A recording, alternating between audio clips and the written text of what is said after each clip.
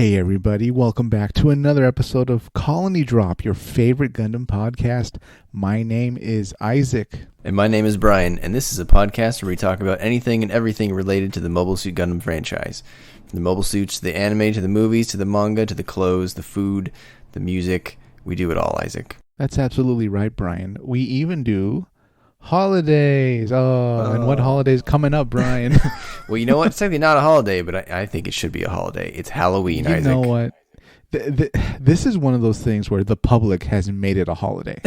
like if your business dare not refuse to do anything for Halloween, right? You have to kind of Halloween it up with everybody else. We demand it. The public demands it. Yeah, you got to come to work dressed. So Colony Drop is telling you if your work doesn't give you the day off, take the day off for Halloween. Yeah, quit. Do a silent. Was it called silent quitting? Do quiet quitting. And go somewhere where they actually have like a Halloween party or a Halloween event. Yeah. Go somewhere where they have respectable customs at work. Exactly. And speaking of customs, Brian, what are we talking about today for our topic? Oh man, Isaac, we're coming up with Gundam Halloween specials. By that, or at least this is what I imagined, Isaac. I thought of this with a few reference points. So one being the classic The Great Pumpkin with Charlie Brown. Okay. And then two, Marvel just released Werewolf by Night on Disney Plus, which is like just in time for Halloween. It's like this horror special. So sort of any sort of Halloween spin on Gundam that you could think of that would be a fun sort of one-off story.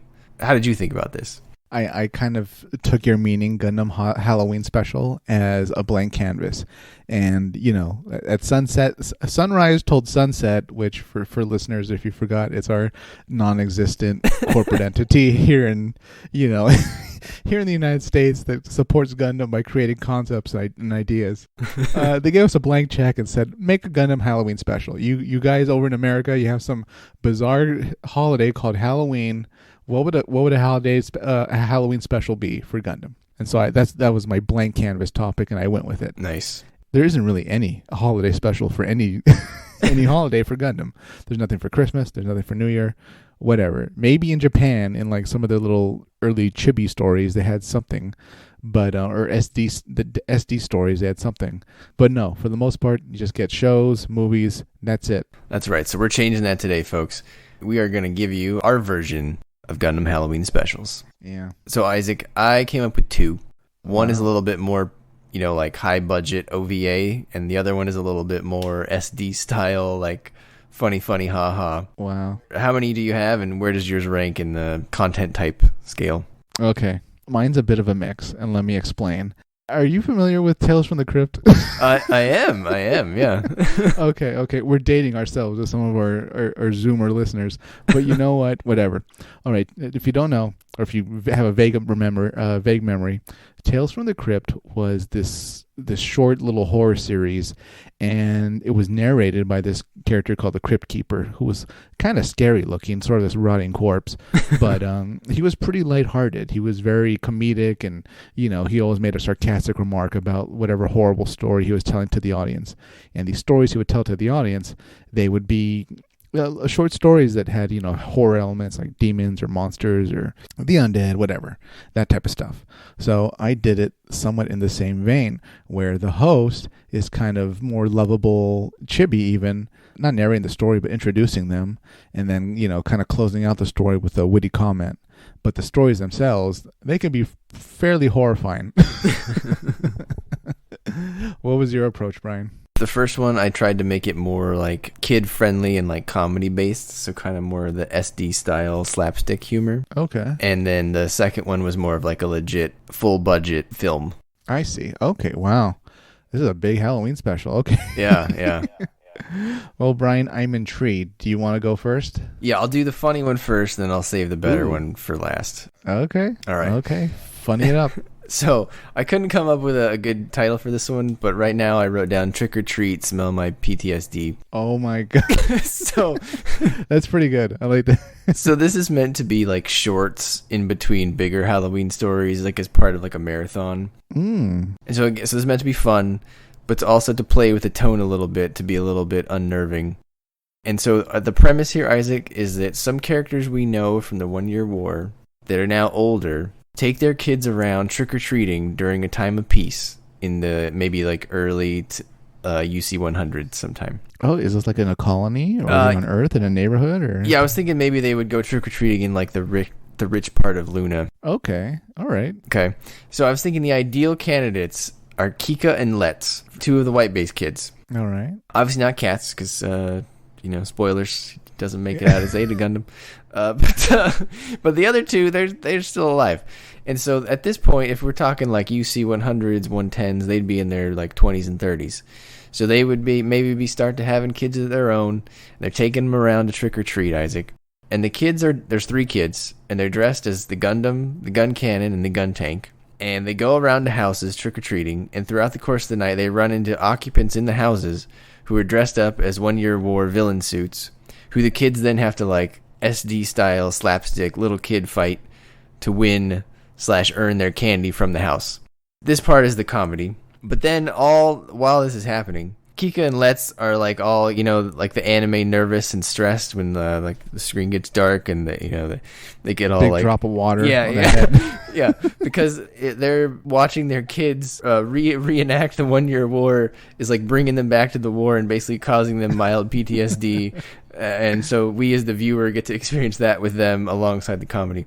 And so as the kids, go trick-or-treating, some of the things I thought they could experience would be like, for example, we would just progress through the 1 Year War, right? So the first house they go to, maybe it's like a goof house.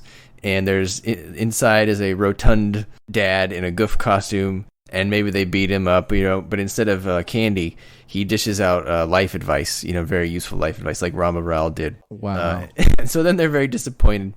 And then maybe they end up fighting some kids from school, the Dom triplets, who are dressed up as the Tri-Stars, and they do the jet stream attack. Are they the obligatory, like, Halloween bullies that apparently only want to take candy? Oh, absolutely, yeah. But, this is, like, it's happening in the middle of a street instead of, like, space. So it's I think the contrast is kind of funny, so. Are these kids in the Dom costumes? Are they on, like, rollerblades or something? Oh, that would be amazing. I didn't even think of that. Yeah, totally. They have to be on rollerblades. Skates. Yeah. Roller skates that's way more Dom style. I don't think Doms would have inline skates. No, that might be actually too fast for the Dom. Do they even sell those anymore? Huh. They do. I just watched a YouTube video of some guy skating through New York to work. Oh, wow. Okay. Like very recklessly skating, by the way. Like I know he was doing it for his YouTube video, but I was like, I feel like a car is going to hit you. Maybe that's how you got to do it in New York, because like no one's going to care, You have to like bulldoze people. That's true, too. It looked like a good way of transportation. Like, honestly, he got there pretty fast. Okay. Huh. One house they go to, Isaac, could be a big castle house, and that only gives out XL candy bars. And like maybe that's why they go there. They hear that it has XL candy bars, and they want those. But the guy who answers the door is the butler, and he's dressed in a Gyan costume. And so they do battle with the Gyan. Another one is they get stopped by the local public swimming pool and get into a fight with the Zagok kids, who are all dressed as Zagok or other amphibious suits. They could fight with pool noodles. Yeah, they would. I assume that'd be like their beam weapons, and they just slap the Zagoks around. Yeah, they just knock them off the high dive, into the pool. It could be hilarious. Of course, it has to climax with a battle with the Big Zom, and the Big Zom house has the most candy. It's got to be the biggest guy they've come across all night, or the biggest kid. Maybe it's like the biggest bully at school or something. And then all the while, Isaac, the whole night, they're being pursued by another person in their class who wears various costumes. He keeps changing them throughout the night, who tries to steal their candy. So first he wears Char's Zaku, then the Zagok, then Char's Gelgoog, and finally the Zeong. And so at the end of the night, when they have all their candy in their bags, they meet the Char kid at the end of the street, and he's in the big Zeon costume, and that's their final boss. And then, they eventually beat him. And then to make it happy, the kids, they share their candy with Char at the end, and everyone's happy. Oh, and I forgot to mention the Kika and Let's. I presume that they're having to drive them around in some type of car, because we're obviously getting quite around this neighborhood. Yeah. So the car would be costumed as the white base. I think that'd be hilarious. Wow. Costume to car. That's pretty committed to Halloween. Hey, it's one night a year. You go big. You know what that feels like? That almost feels like a video game, like an 8-bit, like retro-style video game where you just kind of... there's like a mini map, and then like that's like going around their neighborhood to each house, and each house is kind of the battle. Yeah, each house is a stage, like a side-scrolling fighter, like a beat 'em up. Aside from the parents having PTSD, even though you think like, I mean, they seem like they were handling it well as kids, maybe not, but yeah, you gotta be careful with the tone there, right? You know, like yeah. I was like, really, they're having PTSD, flashbacks. That was pretty fun. That's very much in the lighthearted tone that the Gundam can sometimes do, especially when it goes SD. You know? Yeah. So like, do we ever see like the parents kind of revealed? Not the parents, but the ones in the suits, like the fat father playing. The Guff. Do we actually see him kind of putting on the suit and like, oh, let me answer the door? Or does he just appear as the Guff? Oh, okay. Yeah, maybe both. I think you would do it as the audience would see him putting on the suit before he opens the door, but the kids would never see him like that. Like they would think that he's like a big enemy, right? He just appears to them as the Guff. Yeah. Okay. So the kids are they've grown up on these stories, and then to see them brought to life, it's right. Yeah, they have to fight them. Maybe Kika and Let's see him like over the fence, and he's like, I'm gonna scare the crap out of your kids, and he puts on his little thing. They just see a mono at night, just a red circle. So that's my funny comedy Halloween special. Listeners, let me know what you think. Am I way off base here? Or I agree. I think it could make a good video game. That didn't even cross my mind, but I would play it. That sounded almost like a great concept for like an RPG, right? Because it's your party, and then they're just going location to location finding enemies. So yeah. I originally started out with like trying to do this with the Build Fighters cast, but or the Build Fighters tri-cast, I guess, but then I didn't want to just turn it into like a Build Fighters thing. I wanted them to be in costume. So okay, I like it. It was fun, cute and fun. All right, my next one is a lot heavier hitting than that one. So oh boy, listeners, sit down if you're standing. All right, Isaac, what have you got for us? All right, so my Gundam Halloween special is hosted by Pumpkin Gundam. Pumpkin Gundam is a lovable chibi trickster who likes to tell scary / horror stories to the audience. And Pumpkin Gundam is probably looks like a Gundam with the head of a pumpkin. Okay, so it's the head of a pumpkin, not like a body. I mean, the body must be sort of Gundamish looking, but for the most part, it's clearly a Gundam head with like, the little V crescent on the forehead, and then the Gundam face and the pumpkin. Okay. Draw your own conclusions from there. All right. So the Halloween special actually has a name. It's Gundam Halloween Special : Nightmares of Solomon. Oh, that's pretty good. And Pumpkin Gundam, even though he's kind of chibi looking, he's going to tell you some pretty hair-raising stories, Brian. All right. The first story is about the Battle of Solomon, but it's from the point of view of a pilot who was blinded by the solar system. Ooh. So he has to fly blind, and the only thing he can see are like the ghosts of the dead. Oh, Jesus. And he can hear the souls of the pilots who are still living, so he can like find them and try to kill them and fight them in combat. Man, that's terrifying. And it ends with the Pumpkin Gundam saying, "I guess some people can't see when they've lost." Does he have a pun at the end of every story? Yes. He closes out the horror with like, a very sarcastic remark. I think the Pumpkin Gundam might just be you. Yeah, pretty much. It's obviously my stand-in. The next one, it just starts with mass-produced zombies, thousands of them, Brian, coming out of Solomon. And they invade Luna, they invade Earth. You see them burning Jabra to the ground. And it zooms up to like the biggest zom of them all.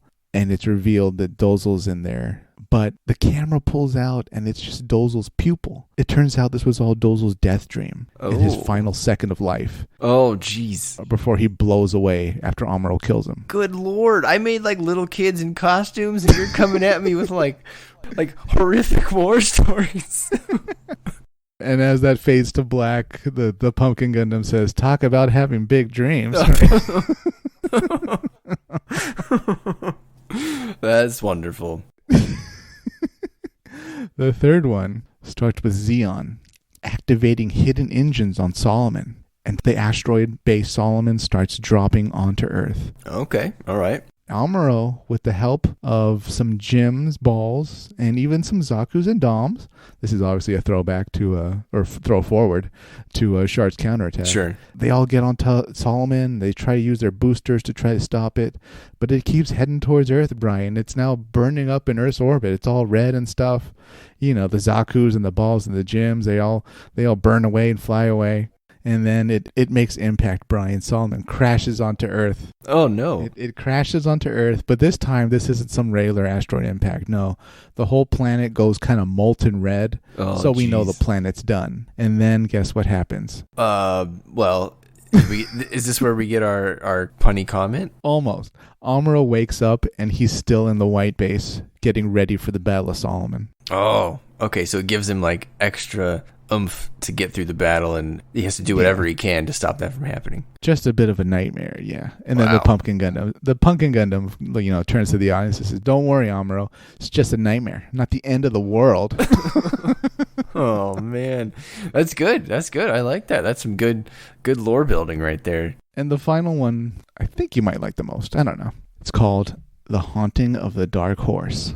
Ooh. A single distress beacon is heard after the firing of the solar system at the Rebel fleet's last known location. Okay. A rescue ship is dispatched to rescue the survivors.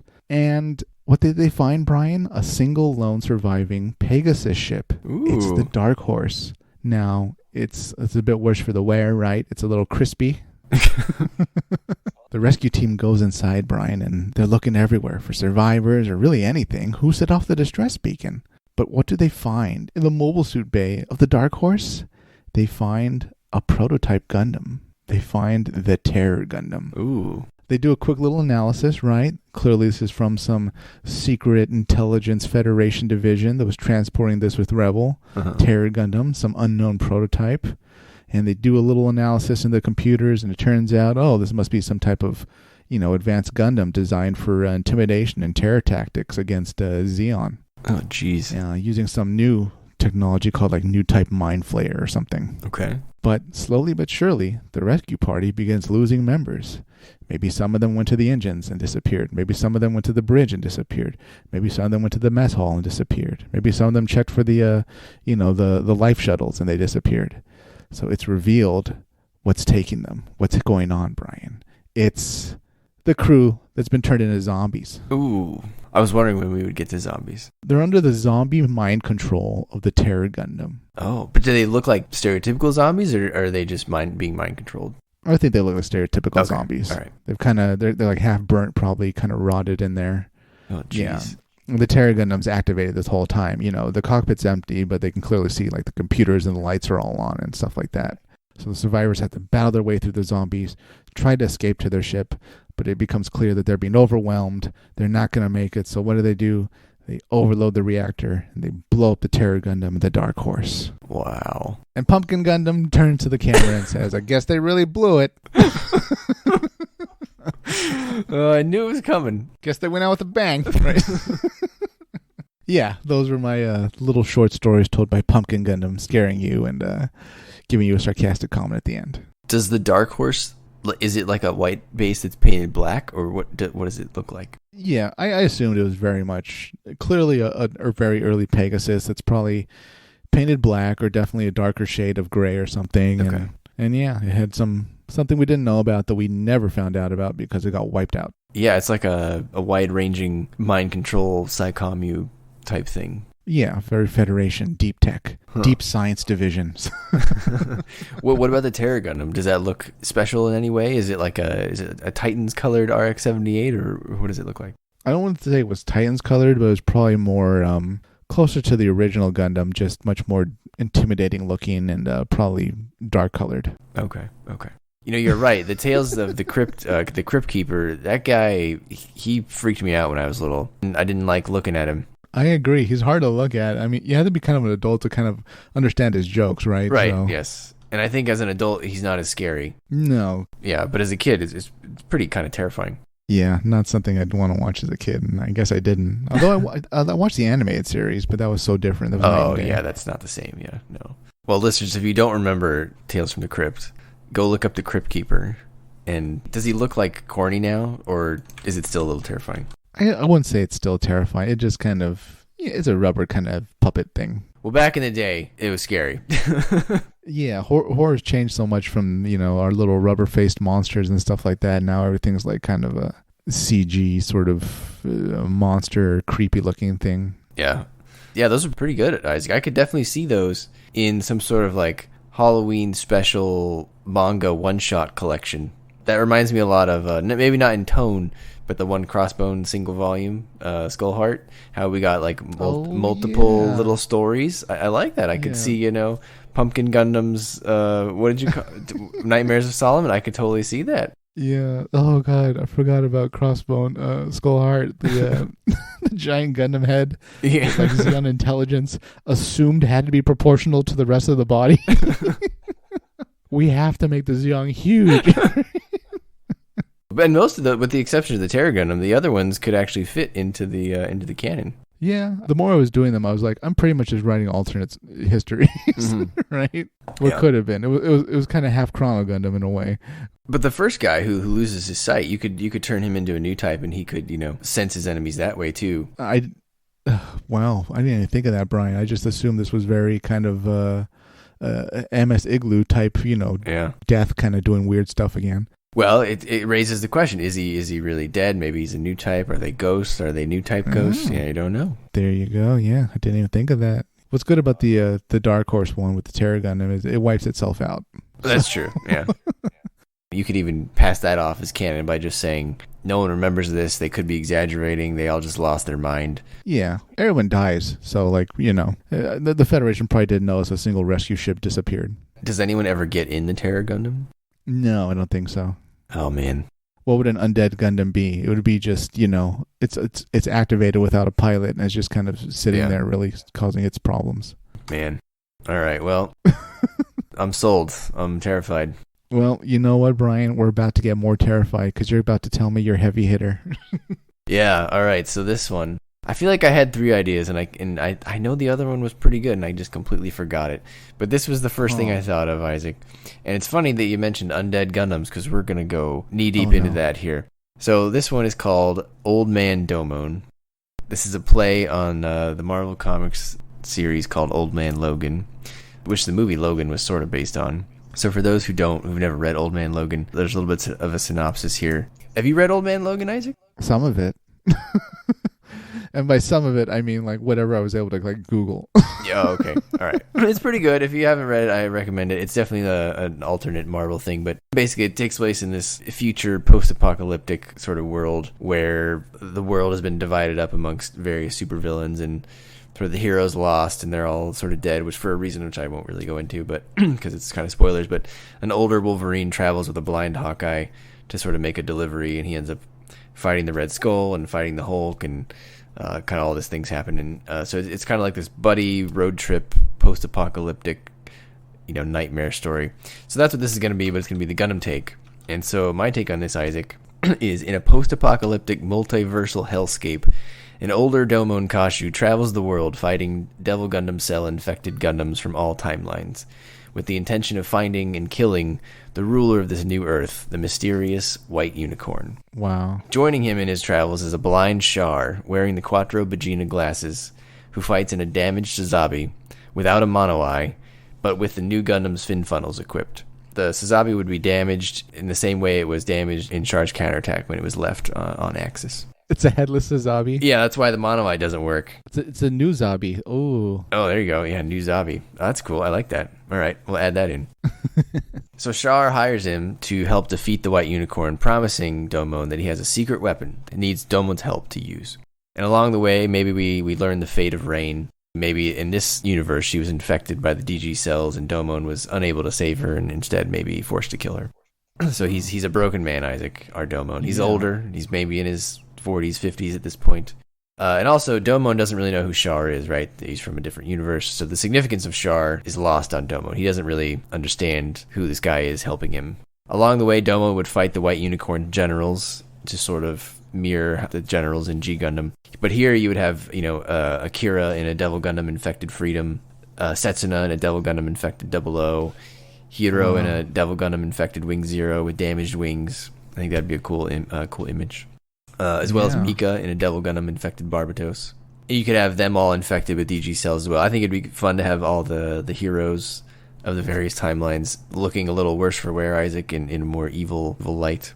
And so upon confronting the White Unicorn, Isaac, he is revealed to be not Amuro Ray, as you may have thought, because you have Char and you have the White Unicorn, but is in fact revealed to be a Devil Gundam cell-infected Banagher Lynx. Wow. Sealed in a Devil Gundam cell-infected unicorn that has absorbed both the Banshee and the Phoenix. And we gradually find out that the Devil Gundam sought Banagher out due to his ability in the unicorn to take over other mobile suits.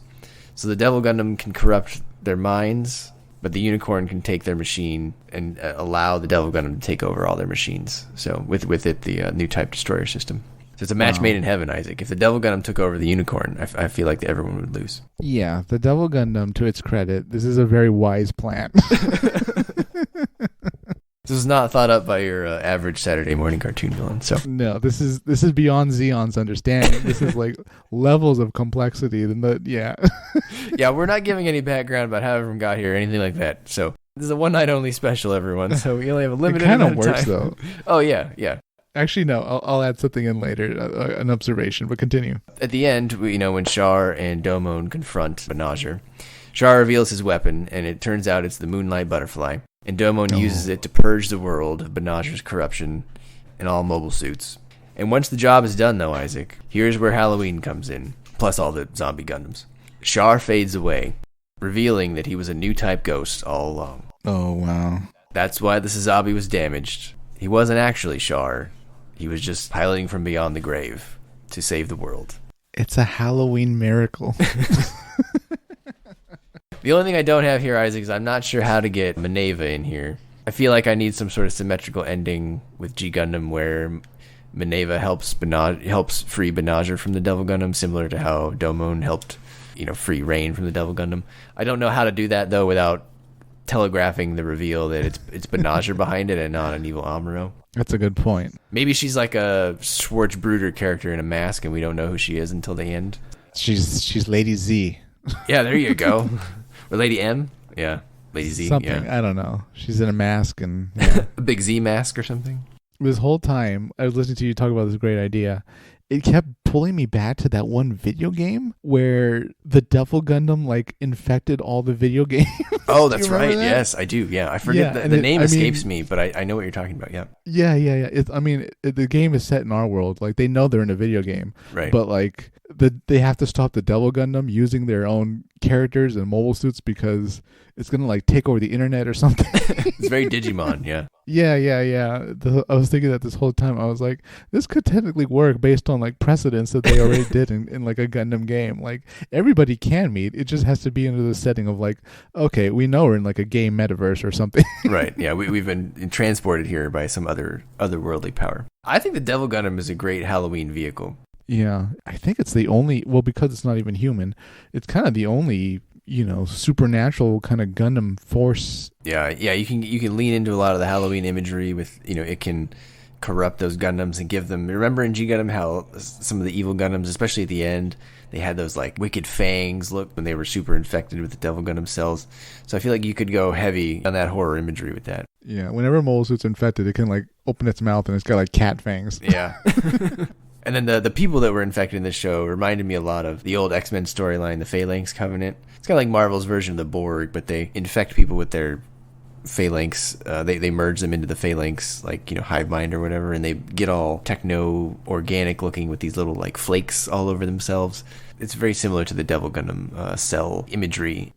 I like it. And it gives us a cool chance to have characters side by side that have never been together because they're just in different universes, Yeah, and then it also gives you that chance to have Char be the hero. Man, he came back from the other side, Brian, using his new type soul to set things right. That's right, and I was even thinking of because he has the new Gundam fin funnels equipped, maybe at one point Char's not there, but the fin funnels are fighting on their own, implying that perhaps Amuro is helping out as well from beyond the grave. Is he gonna run into Haman from she's also out of step in this metaverse? She's like, what are you doing here? It's well, I'm here because my soul isn't weighed down by Earth's gravity. We got to get that line in there, right? When I was coming up with like who should be the generals, I was trying to only use people that survived, but then I couldn't resist having a zombie Barbatos. I thought that would look pretty cool. Yeah, it's because of it's so skeletal, right? It's like, right. Yeah, it has to work. Yeah, you put the Devil Gundam teeth on that, it would look right at home. It's literally named after a demon, so. F91 though, that wouldn't work. Yeah. Devil F91, no one wants to see that. I debated putting Seabook in there, but then I was like, nah, no one's even gonna know who Seabook is. Sorry, Seabook. Nobody wants to see Seabook, yeah. And then I couldn't do it to Tobia, Isaac. I didn't want to do that to our guy Tobia. No, Tobia here in happiness. Good for him. I mean, so did Seabook. He's at his little bakery, right? You know, baking kids with Cecily. Yeah, oh yeah. I forgot about that. Yeah, putting buns in ovens. Yeah, not literally baking children. I know it's a Halloween special, but I'm not going there. Well, Brian, your stories are mine kind of struck the same tone repetitively, but I like the variety in yours. You got something for the adults and the kids. Well, that's what I'm saying. Mine is the beginning of the thing, and then you send the kids to bed, and then you watch the main story. But you hit pause, and then you you just press play when they're asleep. You usher them up to bed. Good night. Trick or treat. Eat your candy. Now yours, I like yours, man. You got the lore building there. You got nice little one and dones. I think that was a good theme, though. We stuck to like a one and done. This is not like a 52 episode show, right? This is a self-contained. No, just a handful of Halloween stories. You watch them and then you call it a night. That's it. Those are the best Halloween stories you remember, right? Like you remember Tales from the Crypt because they were short and scary, and you could absorb them in one sitting. So I think if you're going to do a Halloween special, I think that's what you need. We're not talking like a Walking Dead show here that's 10 seasons long, Isaac, that overstayed its welcome 6 years ago. Oh, boy. Yeah. I thought of doing something kind of chibi with like the Gundams doing like a pumpkin carving contest and something like that. And then like they started disappearing and then ended up being like the fault of like a ghost Gundam or something. But I couldn't really make the elements work. And I was like, Isaac, just play to your strengths and we're just going to do horrifying nightmares. Well, there's always next year, Isaac. You can always bring back the pumpkin carving contest. I'll think about it. Yeah. Our listeners will be waiting for the pumpkin carving contest episode. I bet they will. How hard do you think it would be to carve a Gundam face in a pumpkin? Surprisingly easy. And let me explain. Let me clear myself up. I think the symmetry is what lends itself easily. It would lend itself very well, I think, to just printing something out on a paper and then putting it over the face of the Gundam and then carving away in the lines. Huh. Well, I got a lot of pumpkins this year, Isaac. I might give it a go. I think you should do it, Brian. I don't mean to downplay your skills or anything, but may I suggest you choose a more simple Gundam, like just the original Gundam's face, How dare you? I mean, are you going to do like, I don't know.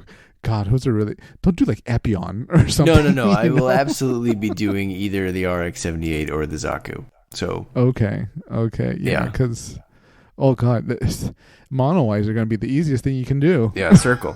Look at that. Maybe I will carve it and make it the first post on the Colony Drop Instagram, which we've never used. I mean, yeah, Instagram's not doing hot anyways in the battle among social media. Maybe we should migrate to TikTok. I think we're too old for TikTok, aren't we? I don't know. You got to go where the people are. We'll just be showing Gundams on there anyway. All right. Well, listeners, I'm gonna work on my Gundam pumpkin. Are you gonna go through like 10 pumpkins? No, I have 4, and one of them is for my son. I can't use that one; he'll be upset. So I really only have 3 chances, and one of them is too small. So I really only have 2 chances, and I can't screw up both of them. I need at least one more, so I really only have 1 chance. So it's either gonna work or I'm not gonna post it. I can see you being up at like 2 a.m. like carving pumpkins and your wife is like, just come to bed. And you're like, no, damn it. I need to get this right. And there's like a pile of like 10 pumpkins next to you. And then like they all have like half carved Gundam faces. That is probably very accurate to what's going to happen. It probably will take a very long time. And I'll probably be covered in like pumpkin seeds when I log into work on Zoom the next morning, and it'll be disgusting. So Brian, we believe in you, though. The listeners and me, we all believe in you because you're a methodical man. You're going to attack it with a strategy, and it's going to look great. We're going to see all these Gundam faces, and it's going to be great. Then I'll film my son going, what's that? And then it'll just pan over, and it's just this disaster. Yeah. Is that a skeleton? Skeleton face? Oh boy. Yeah, I think kids might look at it and think, "Oh, it's a skeleton." It's a Yeah, could be. Well, listeners, if you've ever carved a Gundam pumpkin, feel free to share your pictures with us. I want to see if they actually work. Yeah, and more importantly, we want to hear your ideas for a Gundam Halloween special. What would it be? What would be the setting? Who would it involve? How would it play out? Let us know in the comments below. All right, Isaac, take us away. Listeners, happy Halloween. Be safe, trick or treat, and, take the day off from work. Colony Drop said it's okay. Yeah, there you go. That's all you got to tell them. All right, listeners, before you go sleep tonight, stand next to your bed. Get on your knees. Put your hands together. Look up at the ceiling and hail Halloween. Good night, everybody.